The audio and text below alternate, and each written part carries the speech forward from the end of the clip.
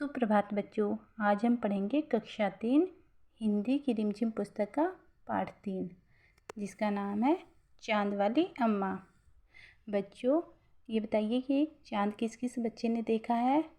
Very good, चांद तो सभी बच्चों ने देखा है ना। अच्छा, ये बताइए कि किस किस बच्चे ने चांद वाली अम्मा की कहानी सुनी है। अपने नाना नानी दादा दादी से आप कहानियाँ तो बहुत सुनते होंगे। क्या आप में से किसी बच्चे ने चांद वाली कहानी सुनी है कि चांद पर एक बूढ़ी अम्मा बैठी है और वो क्या है, झाड़ू लेके बैठी है। अगर आपने नहीं सुनी तो चलिए, आज की कहानी हमारी चांद वाली अम्मा के ऊपर ही है। चलिए शुरू करते हैं। तुम शरारत तो करती ही होगी, कौन कौन सी शरारत करती हो। इन चीज़ों का इस्तेमाल तुम कोई शरारत करने के लिए कैसे करोगी। बच्चों, आप सब बच्चे भी बचपन में बहुत सारी शरारतें करते हैं, है ना। कई बच्चे तो बड़े होके भी शरारती होते हैं। लेकिन अगर आपको ये देखो ये चीज़ें दे दी जाए जैसे झाड़ू, पंख, कागज़ और गुब्बारा, तो इनका इस्तेमाल आप कैसे शरारत करने के लिए करोगे, ये आपको बताना है। बहुत समय पहले की बात है, बहुत समय पहले की बात मतलब बहुत पुरानी बात है। एक बूढ़ी अम्मा थी। बूढ़ी अम्मा मतलब जो बहुत बुजुर्ग महिला होती है, जैसे हमारी दादी होती है ना, वो बहुत बूढ़ी हो जाती है तो हम क्या कहते हैं, बूढ़ी अम्मा। ऐसे एक बूढ़ी अम्मा थी, बिल्कुल अकेली। उसका अपना कोई न था, घर का कामकाज उसे खुद ही करना पड़ता। जो बूढ़ी अम्मा थी बच्चों, वो बिल्कुल अकेली थी। उसका अपना कोई भी नहीं था, इसलिए वो घर का सारा कामकाज खुद ही करती थी। मतलब खुद करना मतलब स्वयं करना, अपने आप करना। सुबह उठकर कुएं से पानी लाना, खाना बनाना आदि। वो बूढ़ी अम्मा कौन कौन से काम करती थी बच्चों। सुबह उठ के कुएं से पानी लाती थी, खाना बनाती थी। उसके साथ एक परेशानी थी, लेकिन बूढ़ी अम्मा ये सब काम तो करती थी, लेकिन उसके साथ एक परेशानी भी थी बच्चों। वह रोज़ सुबह उठकर जब घर में झाड़ू लगाती, तब जैसे ही बूढ़ी अम्मा सुबह उठती और घर में झाड़ू लगाती, तब तक तो सब ठीक रहता। पर जैसे ही वह आंगन में जाती और झाड़ू लगाने के लिए झुकती, तभी आसमान आकर उसकी कमर से टकराता।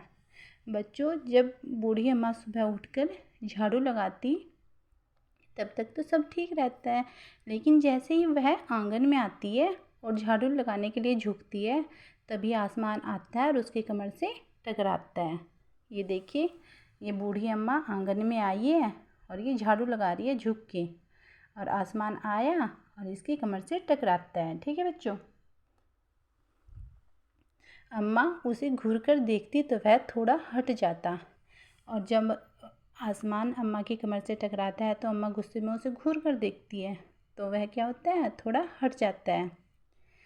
फिर वह जैसे ही दोबारा झुकती, आसमान फिर अपनी हरकत दोहराता। लेकिन जैसे ही बूढ़ी अम्मा दोबारा से झुकती है, आसमान फिर आता है और बूढ़ी अम्मा की कमर से फिर से टकराता है। अपनी हरकत को, अपनी शरारत को बार बार दोहराता रहता है। एक दिन, 2 दिन, 3 दिन लगातार यही क्रम चलता रहा। अम्मा झाड़ू लगाए और आसमान उसे तंग करे। 1 दिन हो गया, 2 दिन हो गए, 3 दिन हो गए, लेकिन फिर भी लगातार यही क्रम चलता रहा बच्चों। बूढ़ी अम्मा झाड़ू लगाए और आसमान उसे बार बार तंग करना मतलब परेशान करे।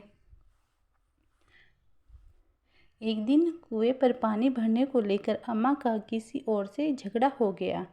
एक दिन क्या होता है बच्चों, अम्मा कुएं पर पानी भरने के लिए जाती है, लेकिन उसका किसी और से झगड़ा हो जाता है। अम्मा ज़रा गुस्से में थी।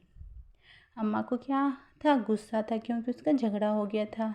वह झाड़ू उठाकर आंगन में गई और जैसे ही झुकी, आसमान ने अपनी आदत के अनुसार उसे फिर छेड़ा। और जैसे ही अम्मा झाड़ू उठा के आंगन में जाती है और झुकती है झाड़ू लगाने के लिए, आसमान फिर अपनी आदत से मजबूर था। वो तो क्या करता था, अम्मा को परेशान करता था। जैसे ही अम्मा झुकती है और आसमान आता है और फिर अम्मा को छेड़ना शुरू कर देता है, मतलब अम्मा की कमर से टकराता है।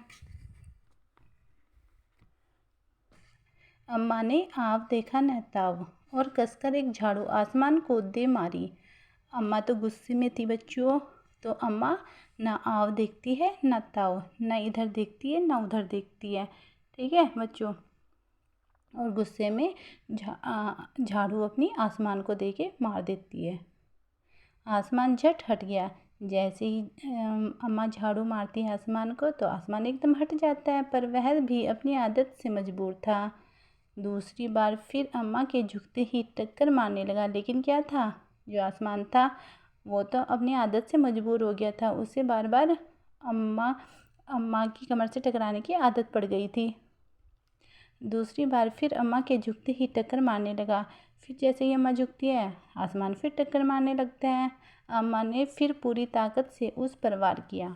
अब अम्मा को और भी ज़्यादा गुस्सा आ जाता है और वो अपनी पूरी ताकत माने होता है बच्चों शक्ति।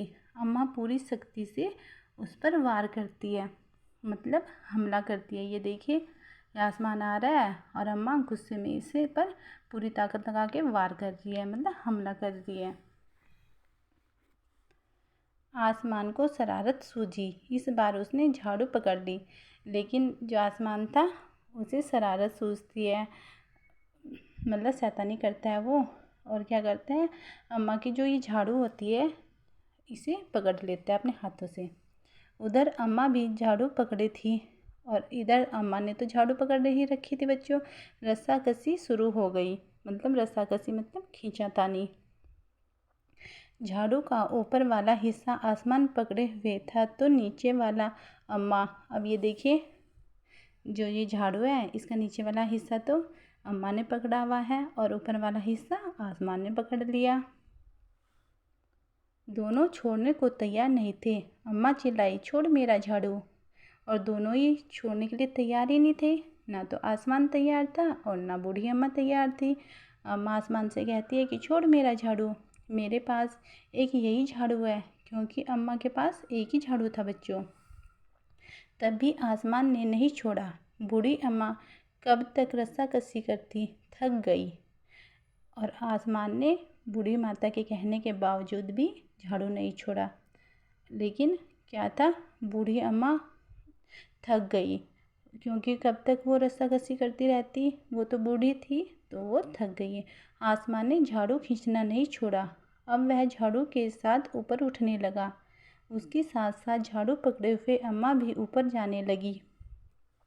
जो आसमान था वो ऊपर उठने लगा और अम्मा ने भी झाड़ू पकड़े हुए था तो अम्मा भी आसमान के साथ ऊपर जाने लगी। ये देखिए, आसमान ऊपर जा रहा है और अम्मा भी ऊपर ऊपर ऊपर जा रही हैं। उसके साथ साथ झाड़ू पकड़े हुए अम्मा भी ऊपर जाने लगी। वह चिल्लाई, मुझे नीचे छोड़ दे। आसमान ने कहा, अम्मा अब मैं तुम्हें नहीं छोड़ूंगा, ले चलूँगा ऊपर, वहीं झाड़ू लगाना। बूढ़ी अम्मा आसमान से कहती है, क्योंकि ये देखिए बच्चों, ये घर से अपने आंगन से कितने ऊंचाई पर आ गए हैं। तो बूढ़ी अम्मा आसमान से कहती है कि मुझे छोड़ दे, लेकिन जो आसमान है वो कहता है कि मैं तुम्हें नहीं छोड़ूंगा, अब तो मैं ऊपर ही लेके जाऊंगा तुम्हें। आसमान होता है बच्चों आकाश, और मैं तुम्हें ऊपर ही लेके जाऊंगा और तुम अब वहीं पर झाड़ू लगाना।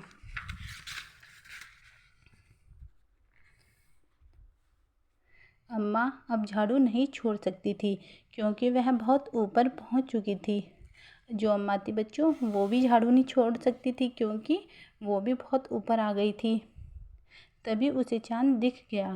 तभी जो अम्मा होती है उसे चाँद दिखाई देता है। झट अम्मा ने पैर बढ़ाया और चाँद पर चढ़ गई। जब अम्मा को चाँद दिखाई देता है तो वो क्या करती है, अपना पैर बढ़ाती है और चाँद पर चढ़ जाती है, पर झाड़ू नहीं छोड़ी। लेकिन फिर भी झाड़ू को बिल्कुल नहीं छोड़ती अम्मा। आसमान को फिर शरारत सूझी। उसने सोचा, अम्मा तो चाँद पर चढ़ गई है। आसमान को फिर से शरारत सूझती है और वो सोचता है कि जो अम्मा है वो तो अब चाँद पर चढ़ गई है, यदि चाँद उसकी मदद करेगा तो मैं हार जाऊंगा, इसे यहीं रहने दो। और वो क्या करता है कि अगर चाँद उसकी अम्मा की मदद करेगा तो मैं हार जाऊंगा, ऐसा करता हूँ कि अम्मा को चाँद पे ही रहने देता हूँ। ऐसा सोचकर उसने झाड़ू छोड़ दिया और मतलब उसने सोचा कि मतलब मैं तो हार जाऊंगा, ये सोच के उसने झाड़ू को छोड़ दिया। अम्मा झाड़ू सहित चाँद पर रह गई। जो अम्मा थी, क्योंकि जो आसमान था उसने तो झाड़ू छोड़ दिया और अम्मा क्या थी, चाँद पर चढ़ गई थी, इसलिए अम्मा झाड़ू सहित चाँद पे रह गई। वह इतनी थक गई थी कि झाड़ू पकड़े पकड़े ही चाँद पर बैठ गई। अम्मा बहुत ज़्यादा थक चुकी थी, इसलिए वो झाड़ू पकड़े पकड़े ही चाँद पर बैठ गई। आसमान ऊपर चला गया और आसमान क्या था, ऊपर चला गया। उस दिन से आज तक बूढ़ी अम्मा झाड़ू पकड़े चाँद पर बैठी है। उस दिन से ही बच्चों, बूढ़ी अम्मा ये देखिए, ये है चाँद और ये बूढ़ी अम्मा, इसने झाड़ू पकड़ी हुई है और चाँद पर ही बैठी हुई है।